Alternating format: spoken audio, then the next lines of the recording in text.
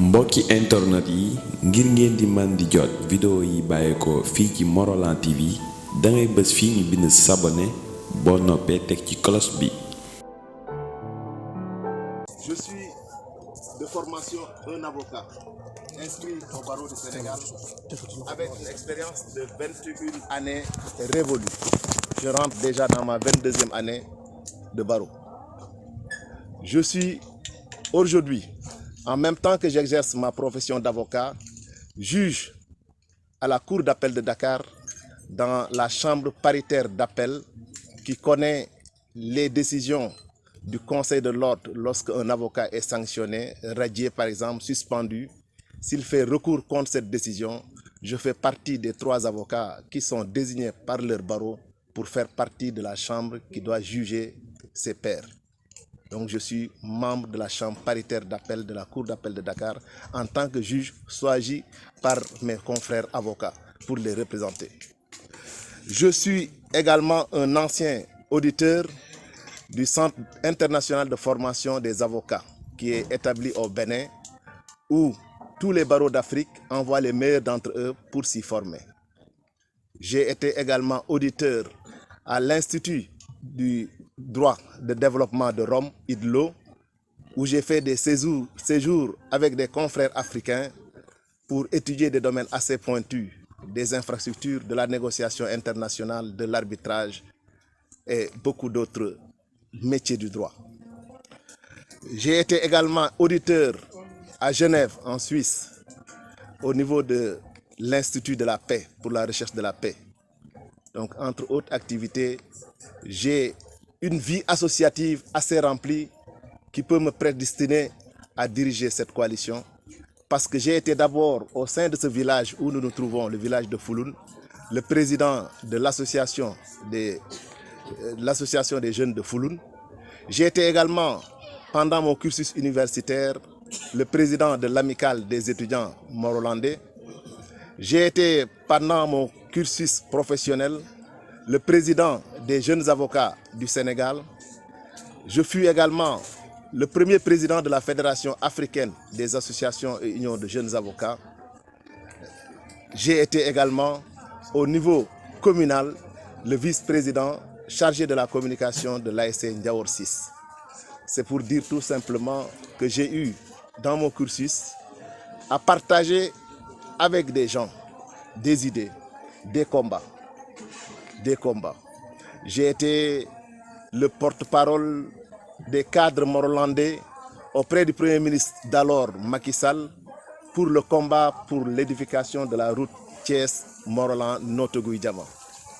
Donc c'est cette personne et cette modeste personne que la coalition a décidé de porter comme leader, non pas pour qu'ils leur dictent leur pas, mais pour qu'ils réussissent à fédérer toutes les forces vives de notre localité au service de notre développement. Mais à côté de ce leader, la coalition a dit qu'il faut mettre en place une équipe compétente et volontaire. Quand nous disons une équipe compétente et volontaire, c'est la somme de toutes ces personnes-là qui sont derrière la coalition, au-delà des leaders. Nous avons des directeurs d'école qui sont dans la coalition, nous avons des ingénieurs géologues, nous avons des imams, nous avons des chefs de village, nous avons tous les cadres de Morlan derrière notre coalition parce que nous sommes convaincus que pour bâtir un Morlan nouveau, nous ne pouvons faire appel qu'aux forces vives de la commune. Donc c'est ça, une équipe compétente, mais une équipe volontaire parce que vous l'aurez remarqué, les gens s'investissent dans cette coalition gratuitement parce qu'ils ne sont pas là pour recevoir, mais ils sont là pour donner le tout qu'ils ont pour le service de notre localité. C'est pourquoi nous parlons d'une équipe compétente, mais d'une équipe volontaire dont l'attente n'est que le service qui sera rendu à sa localité.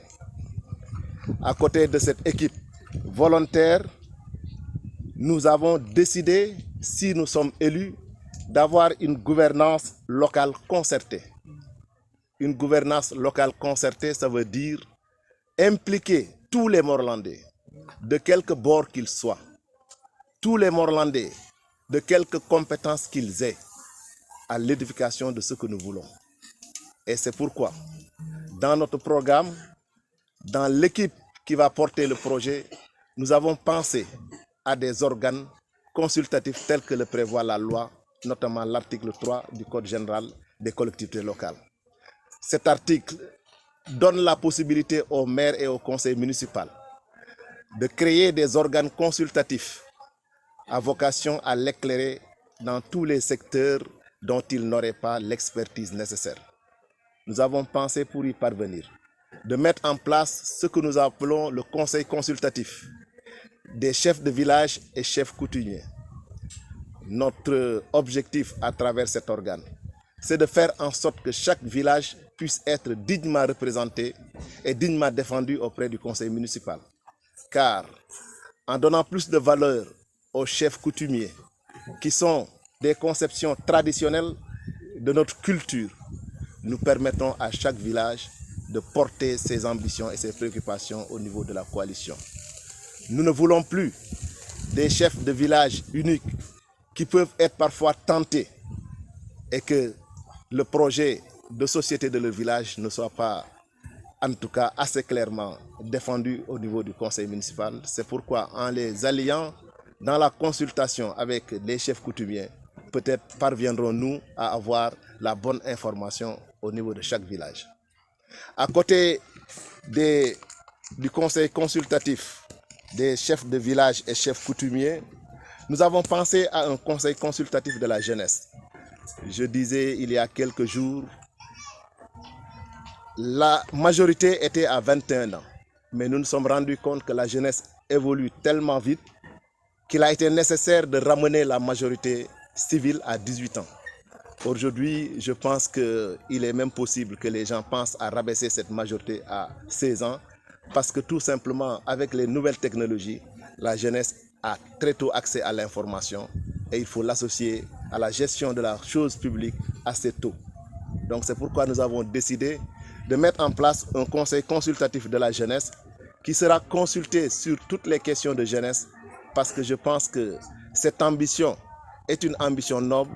Si vous vous souvenez de ce qui s'est passé au Sénégal, la réponse du président de la République a été de dire à la jeunesse que je vous ai entendu. Il ne faudrait pas qu'ici à Mont-Rolland, nous attendons des événements pour dire à la jeunesse, nous vous avons entendu, nous avons décidé de mettre en place ce conseil consultatif pour les consulter et n'avoir pas à leur dire, nous vous avons entendu, mais à leur dire que nous exécutons vos projets.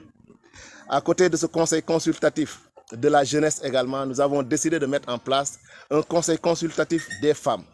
Nous avons remarqué lors de toutes nos tournées que la femme est au cœur du développement. Les femmes sont des battantes. Elles exercent à l'heure actuelle tous les travaux, et même des travaux qui étaient attendus des hommes. Donc les impliquer dans la gestion de notre commune nous pousse vers le développement parce que chaque femme est un levier de développement. C'est pourquoi nous avons voulu mettre en place ce conseil consultatif des femmes où nous leur demanderons qu'est-ce qu'ils veulent sans leur imposer ce que nous voulons. Nous voulons qu'elles nous disent dorénavant, voilà ce que nous voulons que vous portez pour nous. Parce que j'aime à le dire à quelqu'un à qui vous donnez de la nourriture pendant qu'il a faim, vous aurez rendu pendant qu'il a soif, vous aurez rendu service, mais vous ne lui aurez pas rendu le service qu'il aurait voulu. Parce que celui qui a soif a plus besoin d'eau que de nourriture. Donc c'est pourquoi nous demanderons aux femmes leur avis. Nous avons également mis en place un conseil consultatif de la diaspora. Parce que si nous regardons bien, quand on parle de la diaspora, les gens peuvent penser à l'étranger. Mais même nos ressortissants à Thiès sont de la diaspora, je considère. Parce que la diaspora est appréciée par rapport à la commune de Mont-Rolland. Ceux de Thiès, ceux de Tambacounda, ceux de Mboro, ceux d'Europe, d'Amérique. Toutes ces forces-là, nous comptons les mobiliser pour assurer le développement de notre localité. Parce que bien des gens à l'étranger veulent faire des choses au Mont-Rolland, mais ils n'ont pas l'oreille des autorités. Nous avons décidé avec cette équipe, si nous sommes élus, nous tendrons l'oreille à toutes ces forces où qu'elles se trouvent pour qu'ils puissent, par les relations qu'ils ont pu avoir à l'étranger où ils sont établis depuis bien des années, nous procurer les choses qui permettent d'épanouir notre population. C'est un combat que nous menons.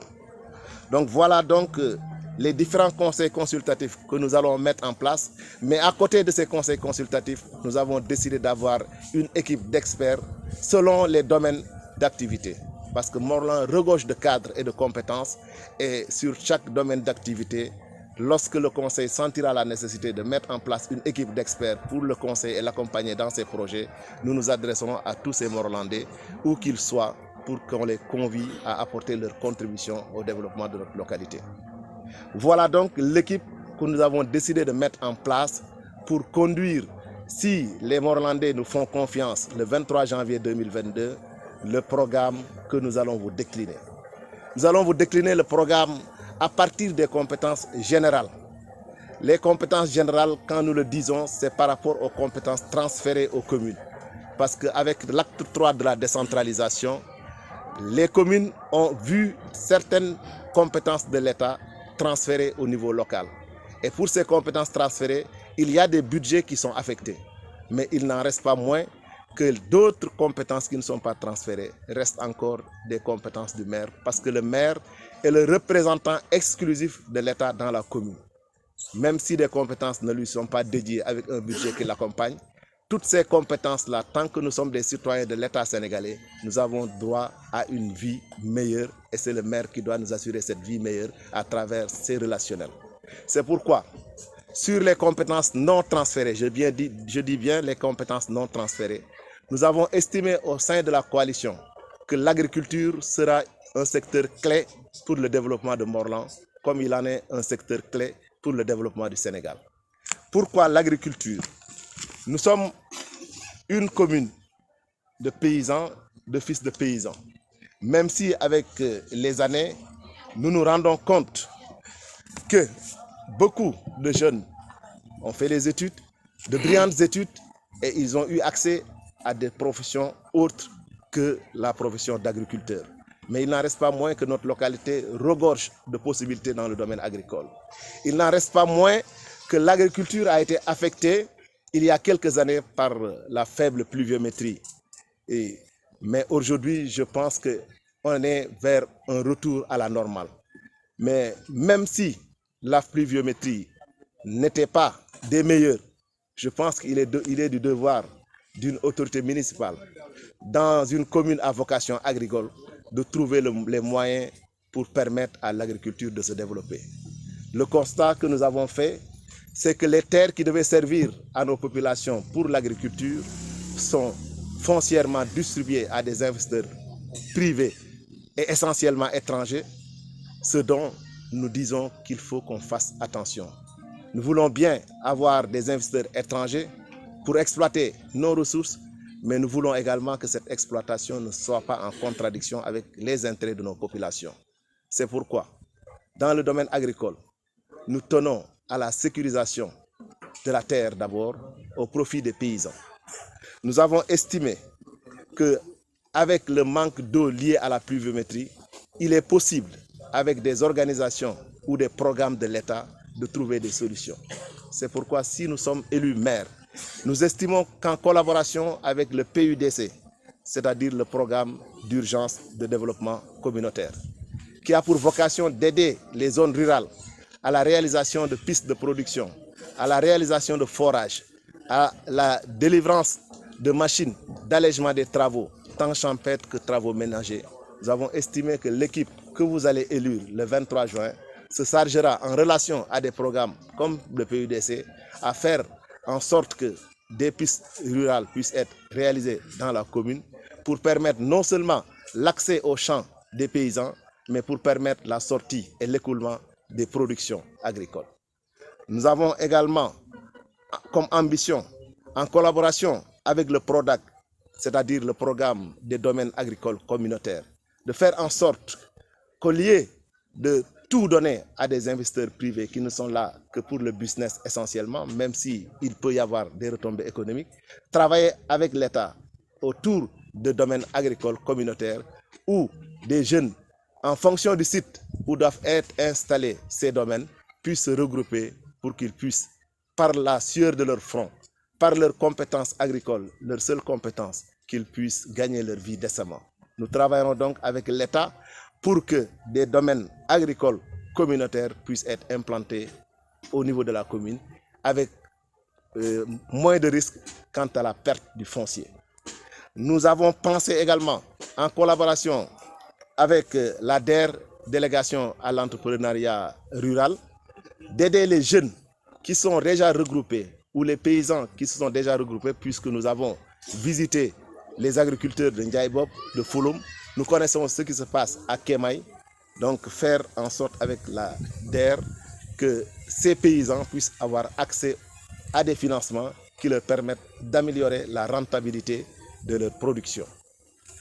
Nous avons également pensé améliorer les conditions d'attractivité de la commune pour que nos ressortissants, nos parents, les Morolandais qui ont les ressources puissent accéder aux fonciers et qui puissent produire par eux-mêmes pour nous-mêmes. C'est pourquoi, au lieu que la terre ne soit donnée qu'à des étrangers, nous estimons que chaque Morolandais qui a des ressources financières qui lui permettent d'avoir des hectares, nous ferons en sorte, sans blesser les légitimes propriétaires ou les légitimes occupants du domaine national, faire en sorte qu'ils puissent disposer d'assez de terre pour faire la production nécessaire, en tout cas au développement de Morlan. Nous encourageons au passage ceux et celles qui s'activent déjà dans le domaine, parce qu'ils commencent à être nombreux qui ont su qu'il faut un retour au bercail, un retour à la terre. Donc nous travaillerons de manière transparente à ce que le foncier puisse être donné à des fils du terroir et que ces fils-là puissent porter des projets viables, porteurs d'emploi et porteurs d'économie. Nous avons également pensé, une fois élus, à faciliter l'accès aux intrants et aux fournitures aux producteurs et opérateurs. Il faut également, si les gens ont la volonté de travailler la terre, qu'ils puissent accéder aux intrants, aux fournitures et à tout ce qui est nécessaire, en tout cas à la réussite de leur activité. Ça, c'est des doléances que nous engageons une fois élus à faire le travail nécessaire auprès de l'État pour que ça se passe mieux et que ça soit réparti avec justice, parce que nous combattons l'injustice. Tout ce que nous comptons faire en sorte que ça arrive ici dans cette localité, nous comptons le partager avec tous les fils, toutes les filles de Morlan, sans exclusion. Nous ne pensons pas devoir être le maire d'une partie contre une partie du Morlan. Les ressources de Morlan serviront à toute la communauté, quelle que soit leur sensibilité politique. Nous avons pensé également dans le domaine agricole à appuyer le circuit d'écoulement des produits, parce que l'expérience nous a été donnée avec la production d'oignons ces dernières années à Fouloum, par exemple, un village qui est très engagé dans ce domaine. Nous avons pu constater les pertes parce que tout simplement, non seulement il y avait des problèmes de stockage, mais il y avait des problèmes d'écoulement. Nous avons pensé, une fois élus, d'identifier les types de production et voir comment accompagner ces producteurs pour élaborer un circuit d'écoulement qui fera qu'une fois que la production faite, la marchandise puisse être distribuée à qui de droit. Nous avons également pensé aller dans le cadre de l'intercommunalité, parce qu'aujourd'hui, quand on parle de décentralisation, il y a ce qu'on appelle l'intercommunalité qui permet à des communes de mettre ensemble leurs forces pour avoir certaines infrastructures qui peuvent profiter à toutes les communes. Nous sommes frontaliers aux communes de Noto, par exemple, Pout, Pambal et tout le reste. Il est possible, dans le cadre de l'intercommunalité, d'avoir des agropoles. Des agropoles, c'est des domaines où on intègre l'agriculture, l'élevage et d'autres types d'activités avec les possibilités de transformation, en tout cas des produits qui y sont développés, des possibilités de stockage. Donc ça également, dans le domaine agricole, il faut qu'on travaille avec les structures de l'État pour que nous puissions bénéficier d'agropoles au niveau de la commune de Morlan, qui puisse polariser les communes environnantes.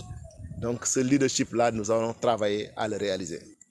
Donc c'est pour vous dire que l'agriculture n'est certes pas une compétence transférée aux communes, mais l'agriculture est un secteur clé pour une commune comme Morlan. Nous allons nous y investir, faire en sorte que tous ceux qui se sentent dans l'agriculture peuvent se retrouver dans notre plan de développement. À côté de l'agriculture, nous allons penser à l'élevage parce que Morlan est également une commune où les éleveurs sont assez nombreux. Dans cette commune, il faut que nous pensions à prendre les dispositions d'abord pour éviter le conflit entre agriculteurs et éleveurs déjà. D'abord, parce que tout simplement, c'est un conflit qui nous empêche d'avoir une paix durable et qui rend la cohabitation difficile. Donc il nous plaira de travailler davantage à un circuit du bétail, travailler avec les éleveurs, avec les agriculteurs, pour qu'on puisse avoir un circuit du bétail, un lieu de passage du bétail pour éviter que le bétail puisse accéder aux champs, source de conflit. Nous allons travailler également à ce qu'il y ait pour les éleveurs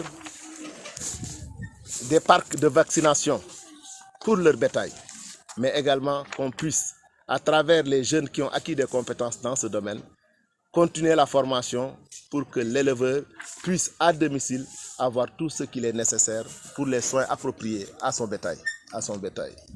Nous avons également pensé à faire en sorte que le produit de l'élevage, qu'il s'agisse du lait qui découle des vaches, qu'il s'agisse des peaux, tous ces produits puissent être utilisés à bon escient. Parce que tout simplement, il nous faut que le lait que nous voyons nos parents peuls de la localité traîner avec pendant toute la journée sans avoir la possibilité de les vendre, il faut que nous les aidions à trouver le circuit normal de livraison de ce lait avec des possibilités qui leur permettent de sortir de leur localité, parce que nous avons visité toutes ces localités en nous rendant compte qu'ils ont des difficultés d'accès aux routes pour aller livrer leur production. Mais il faut que nous pensions à des unités de transformation de ces ressources-là pour qu'il ne soit pas une perte totale pour les populations. Nous avons également décidé d'apporter un appui technique et un encadrement en relation avec les services de l'État à tous les éleveurs de la localité. Parce qu'il faut une formation, il faut un encadrement technique. Et ça également, nous travaillons à ça. L'élevage n'est pas, je le précise, une compétence transférée, mais c'est une activité assez répandue dans la commune. Il est de notre devoir en tant que maire de veiller à ce que les ressources qui peuvent être tirées des ressorts de l'État puissent parvenir à la localité et profiter à ceux qui s'adonnent à l'élevage. La pêche également, on peut l'envisager dans la commune parce que même si nous n'avons pas directement la mer sur place, nous sommes à quelques enjambées d'une mer qui n'est pas lointaine. Mais également, nous avons des bassins de rétention qui, à leur origine, étaient conçus avec un empoisonnement, c'est-à-dire pour donner la possibilité aux populations de Morlan d'accéder à l'aquaculture ou à la pisciculture. Aujourd'hui, nous devons travailler à ce que ces bassins implantés dans la localité ne restent pas nuls, même si la conception à l'origine a été mal faite. Travailler avec les experts et les techniciens pour que les bassins existants déjà puissent être revisités, reconfigurés, de sorte qu'on puisse y exercer une activité de pisciculture, d'aquaculture. Nous avons décidé également de travailler avec les techniciens et les experts pour que nous puissions redonner vie à notre lac Tamna, qui était un lac très prisé de la localité où les gens y tiraient pas mal de revenus avec la pêche. Maintenant, les techniciens sont là, les experts sont là. Nous sommes dans un moment où on revient à une meilleure pluviométrie, mais nous sommes dans un monde assez moderne où on peut créer même des lacs artificiels. Donc si nous avions ces lacs qui existent déjà, comment faire pour que nous puissions les repositionner pour qu'ils puissent recueillir l'eau et conséquemment les ressources qui y vivaient et qui étaient des ressources profitables aux populations. Donc dans le domaine de la pêche, ça c'est des perspectives que nous pouvons envisager parce que ça permet de donner de la ressource à la commune et d'assurer son développement, même si, et je le répète, la pêche n'est pas une compétence transférée, mais elle peut être un domaine qui peut intéresser les populations. Nous devons y travailler. Les commerces et services, ce ne sont pas également des domaines transférés, mais je le disais, à Loros par exemple, c'est une population très commerçante, une localité très commerçante. Je le disais, à Ngor, Kertiaya, c'est une localité très commerçante, très entreprenante. Nous avons décidé dans ce domaine d'envisager, en tout cas, de travailler sur les opportunités que laisse la commune. Et notre premier projet est de revisiter la position du marché de Tivintangor. Nous avons estimé que ce n'est pas ce marché avec sa configuration actuelle qui peut conduire au développement de cette activité. Nous allons, avec les acteurs du secteur, travailler à définir un site d'accueil d'un marché beaucoup plus commode. Et comme cela, nous travaillerons à redorer l'image de la capitale du Morolan, qui est Tivin Tangor, qui est la porte d'entrée, pour que le visage que cette capitale offre aux gens qui nous viennent d'ailleurs soit un visage beaucoup plus reluisant. Nous travaillerons donc avec les acteurs du secteur à ce qu'on puisse avoir un site qui peut accueillir un marché. Mais nous envisageons dans notre programme, et je l'ai dit au cours de nos différentes activités, de réaliser un marché d'intérêt régional. Et nous avons pensé à l'ancien site qui était destiné aux ordures du temps du ministre Feu Djibo Leïtika et dont les Morolandais avaient rejeté le projet. Je pense que ce site peut polariser un marché d'intérêt régional où Morolan peut être le centre d'attraction des communes environnantes, mais également le lieu d'expansion de la ville de Thiès, parce que je ne pense pas qu'ils aient suffisamment d'espace pour accueillir un grand marché. Et comme Morolan est presque une banlieue de Thiès aujourd'hui, avoir un marché d'intérêt régional dans ce site permet de polariser l'activité commerciale autour de Morolan et conséquemment, les recettes et les profits peuvent tomber dans la commune et permettre de réaliser des activités. Ça, c'est un projet que nous allons davantage mûrir avec les experts, les équipes d'experts que nous disons qu'il faut qu'ils soient à côté de l'équipe dirigeante de la commune. Donc, au niveau du secteur du commerce, nous avons pensé à tout ça. La formation, elle sera là également. Nous ferons en sorte que nous puissions avoir des espaces où toutes les activités peuvent se retrouver, de sorte qu'on n'ait pas besoin de sortir de la zone pour trouver ce que l'on veut. À côté du commerce, nous avons pensé à l'artisanat. Au niveau de Morolan, surtout chez nos parents Wolof de Ngikfal par exemple, nous avons vu ce qu'ils font en termes de poterie. Nous avons la bijouterie ici, nous avons beaucoup de Morolandais qui s'activent, même à Dakar, dans le cadre de la bijouterie, qui pourraient bien, si les conditions sont créées, revenir et mener cette activité au Morolan. La cordonnerie, nous avons des jeunes qui sont implantés ici au Morolan, qui font déjà dans la cordonnerie. La teinture, je pense que beaucoup de femmes ont été formées par les sœurs ou par d'autres entités à la teinture. La coiffure, je pense à notre sœur Mam Samba qui en est une experte.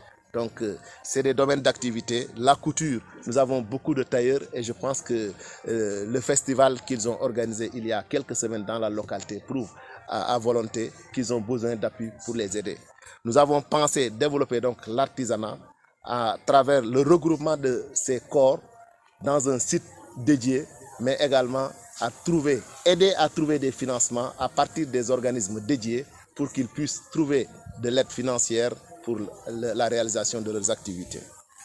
Voilà donc ce qu'on peut dire de manière ramassée, sans être exhaustif, sur des secteurs d'activité qui sont certes des compétences non transférées, mais des compétences générales que le maire a vocation à régler au profit de sa population en étant le seul interlocuteur de l'État central.